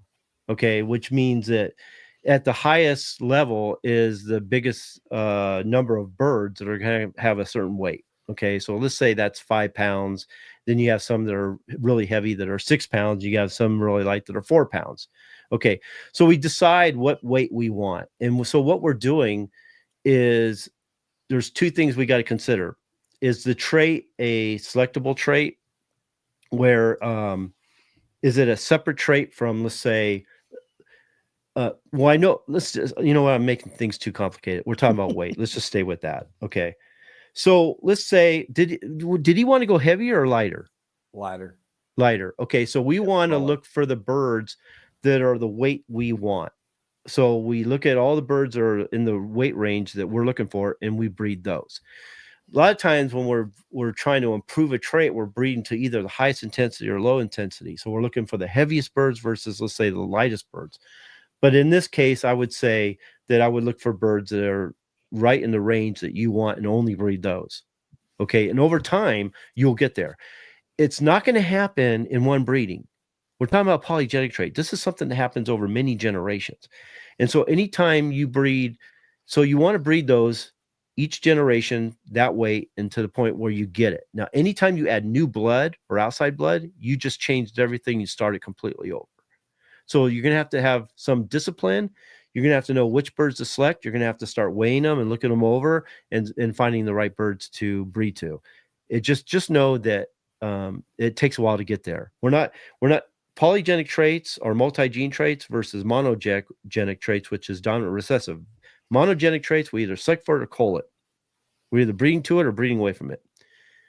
Polygenic traits, we're dealing with the intensity of the trait. So we're breeding to the highest intensity or lowest intensity. But in a lot of cases, when you're being very specific like you are, I would breed to the birds that are in that range. And in time, you'll get there. Mine average about 6 ounces from each other. Yeah, eventually you'll get there, though. You're going to get, once you get them to where what you was talking about after a period of years, once you get that in there, they'll be within that group.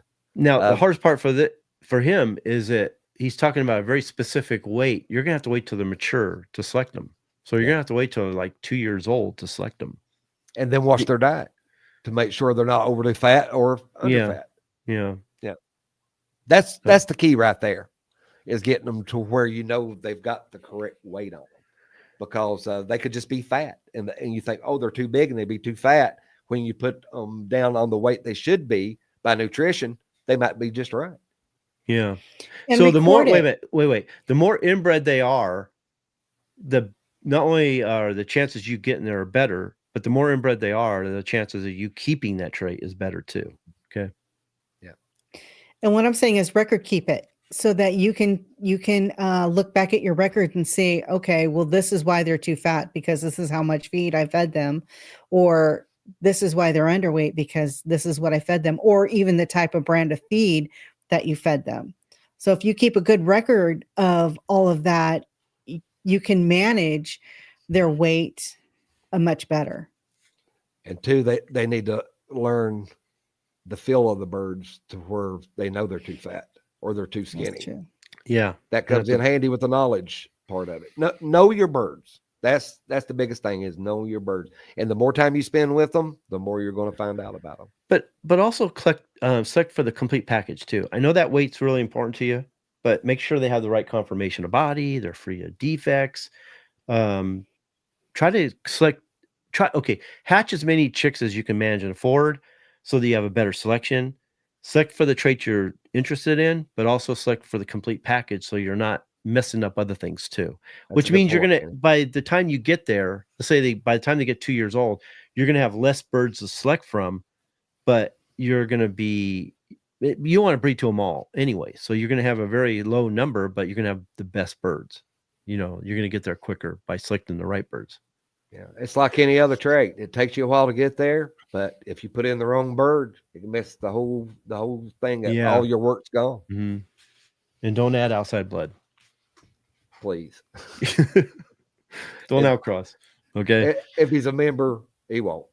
Yeah. And we can help you keep track of that too. We can do coaching calls from time to time and make sure you're on the right track. So, okay. So we're going to wrap it up. Make sure you join our newsletter, which is our Breeders Bulletin. There you're going to get some free bonus material such as ebooks, downloadable PDFs, and you're going to get periodically invitations to become a member if we should close it, whatever you want to call it. So just go to www.breedersacademy.com to subscribe. Any last words, you guys, before we wrap it up? Or scan that QR code. Oh, yeah, you can scan that code too. Anything else, guys? No. We're wrapping it up. Okay. So we'll see you guys next week. Appreciate you guys coming. We're back on track. We're awesome. Good to see you all. Bye.